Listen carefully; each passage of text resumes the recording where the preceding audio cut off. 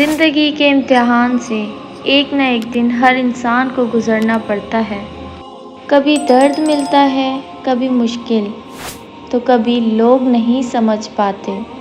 لیکن اللہ پاک کے بندوں کا اصلی امتحان تب شروع ہوتا ہے جب وہ مصیبت میں بھی اللہ پاک پر بھروسہ رکھتے ہیں۔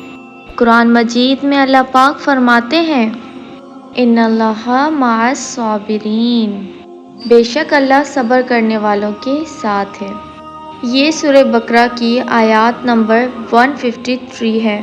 صبر کا مطلب صرف چپ رہنا نہیں، صبر کا مطلب اللہ کی حکمت پر یقین رکھنا۔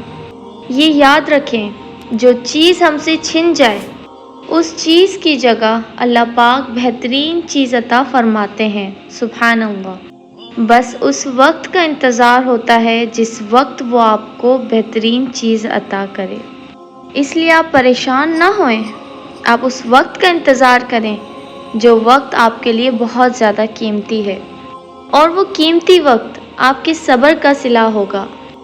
رسول اللہ صلی اللہ علیہ وسلم کا فرمان ہے، صبر روشنی ہے، یعنی صبر انسان کو اندھیرے میں راہ دکھاتا ہے۔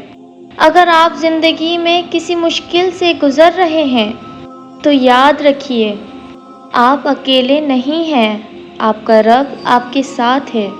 آپ کا درد سنا جا رہا ہے، آپ کی دعا قبول ہونے کے لیے وقت مقرر ہے۔